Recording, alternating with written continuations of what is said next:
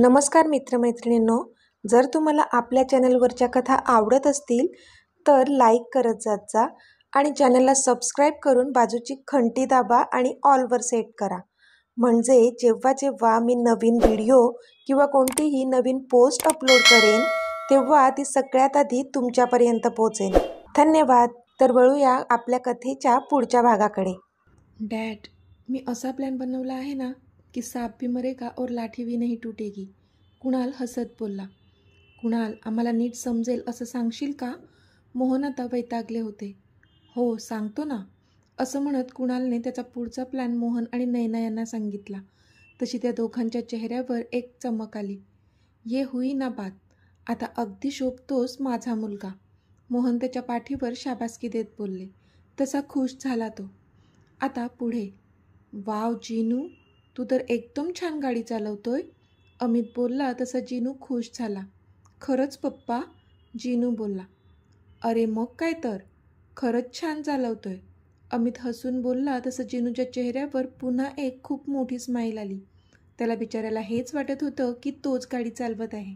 अमितने मिररमधून एकदा जानूकडे पाहिलं तर ती पण समाधानाने हसत होती आणि तिच्या मांडीवर बसलेली मीतासुद्धा खुदू हसत होती. आज खऱ्या अर्थाने त्यांची फॅमिली एकत्र आली होती. रॉनी आणि आशू मात्र शांतच होते. त्या दोघांमध्ये एक ऑकवर्ड शांतता होती.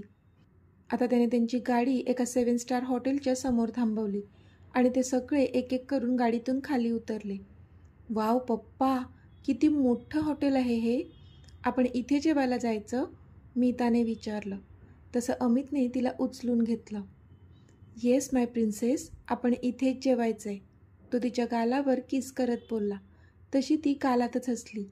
ये, ती जोरातच ओरडली. ते सगळेजण आत हॉटेलमध्ये शिरले. एवढं मोठं हॉटेल बघूनच जीनू आणि प्रिन्सेसच्या चेहऱ्यावर खूप मोठी स्माईल आली होती. खूप सारे वेटर्स त्यांच्या सेवेसाठी हजर होते.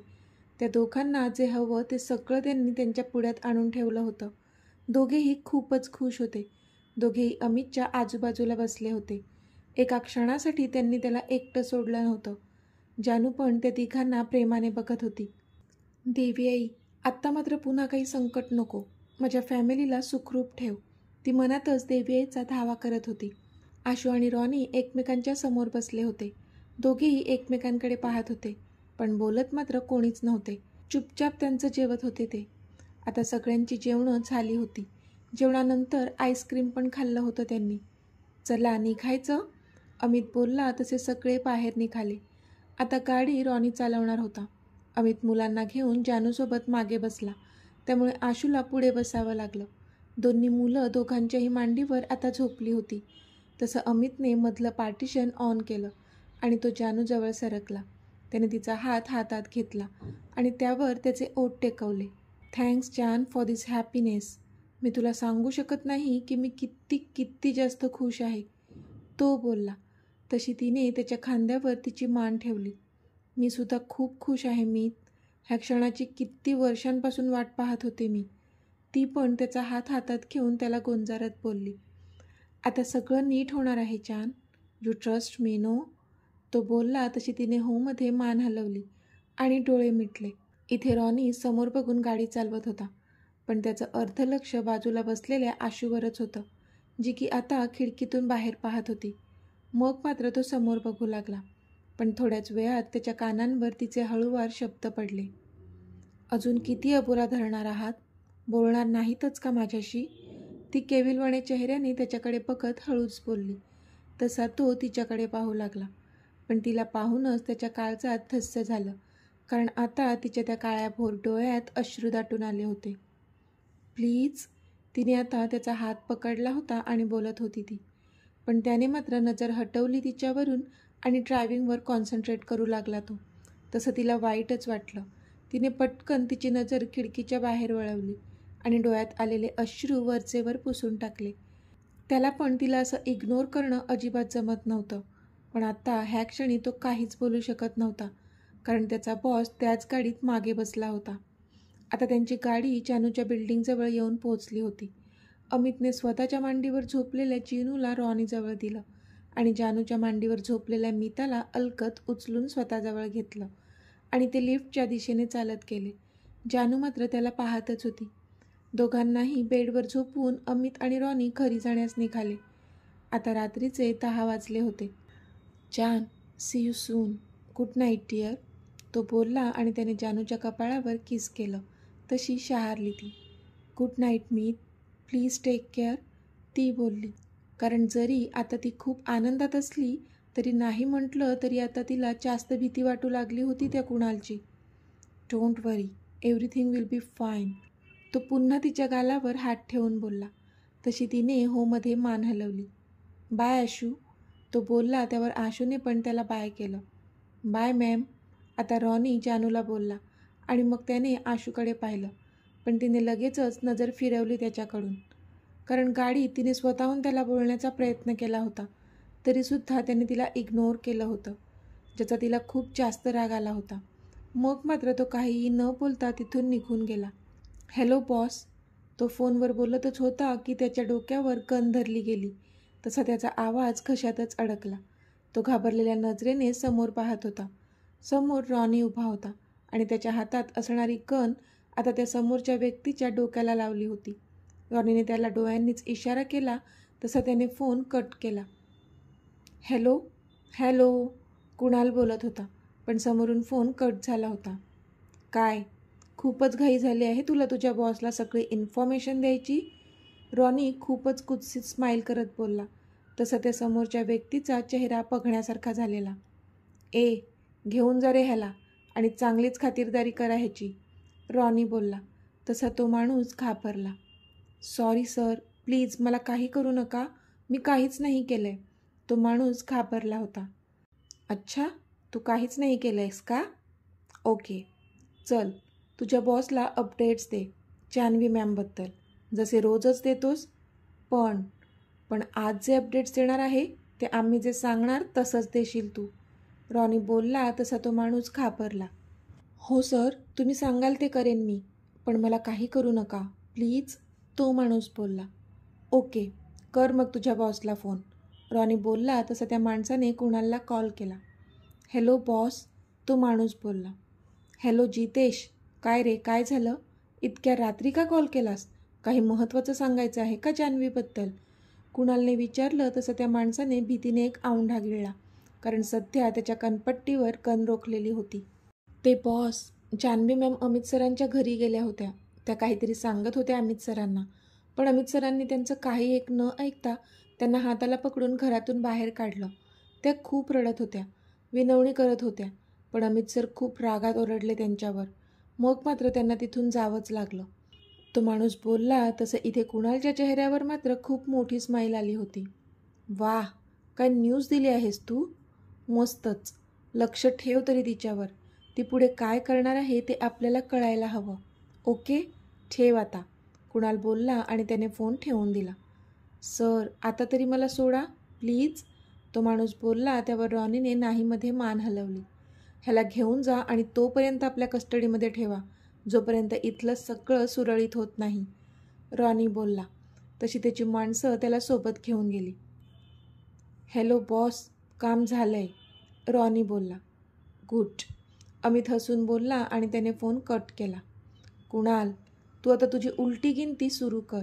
तुझी अशी अवस्था करेन ना मी की तू अक्षरशः मरणाची भीक मागशील माझ्याकडे, पण ते पण मी तुला सहजासहजी देणार नाही. तू माझ्या आयुष्याची माती केलीस, पण आता ह्यापुढे तू त्या प्रत्येक क्षणाला कोसेल ज्यात तू माझ्या आयुष्याची वाट लावण्याची कारस्थाने केलीस, अमित मनातच बोलला आणि बेडवर आडवा झाला. डॅड, आपलं काम आता अजूनच सोपं होणार आहे, कुणाल बोलला. म्हणजे, मोहनने विचारलं. डॅड, आत्ताच आपल्या खबरीने मला न्यूज दिली की ती जान्हवी अमितकडे गेली होती, पण त्याने तिचं काहीच ऐकून न घेता सरळ तिला घराबाहेर काढलं, कुणाल हसून बोलला. अरे वा, ही तर खरंच खूप चांगली गोष्ट आहे, मोहन बोलले. आता आपल्याला आपला प्लॅन लवकरात लवकर वर्क करायला हवा, कुणाल दूर शून्यात बघत बोलला. दुसऱ्या दिवशी सकाळी सकाळीच दारावरची बेल वाजली तशी एक स्टाफने येऊन दार उघडलं आणि समोर पोलिसांना पाहून तीच घाबरली. शर्वी शर्माला बोलवा, समोरून इन्स्पेक्टर बोलले. कोण आहे ग, शर्वीचे डॅड बाहेर येऊन बोलले. ते साहेब, पोलीस आले आहेत, ती स्टाफ बोलली. पण ते ऐकून ते पण शॉक झाले. इन्स्पेक्टर साहेब, तुम्ही इथे? शर्वीचे डॅड बोलले. हो, शर्वी शर्माच्या नावाचं अरेस्ट वॉरंट आहे. तुम्ही प्लीज त्यांना बोलवा. इन्स्पेक्टर बोलले तसे शर्वीचे डॅड पुन्हा शॉक झाले. व्हॉट? पण का? काय केले तिने? शर्वीचे डॅड बोलतच होते की तो शर्वी तिच्या रूममधून बाहेर आली. मिस्टर अमित राज्याध्यक्षांनी त्यांच्यावर कॉन्ट्रॅक्ट मोडल्याचे आरोप केले आहेत आणि खूप मोठी अमाऊंट पण नुकसान भरपाई म्हणून मागितली आहे. त्यासाठी आम्हाला त्यांना अरेस्ट करावं लागेल. इन्स्पेक्टर बोलले आणि इथे शर्वीच्या पायाखालची जमीनच सरकली. म्हणजे ज्याची भीती होती तेच झालं होतं. पण अरेस्ट का? आम्हाला आमच्या वकिलांशी बोलायचं आहे, शर्वीचे डॅड बोलले. हे बघा, तुम्हाला जे काही बोलायचं असेल ते तुम्ही पोलीस स्टेशनवर येऊन बोला. पण आता आम्हाला ह्यांना अरेस्ट करावंच लागेल. तशा ऑर्डर्स आहेत आमच्याकडे. आज शनिवार आहे, म्हणजे मला तरी वाटतं त्यांना बेल मिळणार नाही. आता जे पण काही व्हायचं असेल ते सोमवारीच. इन्स्पेक्टर बोलले तशी शर्वीच्या चेहऱ्याचा रंगच उडाला. म्हणजे अमितने बरोबर तिचा गेम केला होता. कळलं तिला. Dad, please help me. मला नाही जायचं आहे जेलमध्ये, शर्वी रडून बोलली. पण तिचे डॅड पण ह्यावर काहीच करू शकत नव्हते. घेऊन चला हिला, इन्स्पेक्टर बोलले. तशा त्या 2 लेडी कॉन्स्टेबल पुढे येऊन शर्वीला पकडून घेऊ जाऊ लागल्या.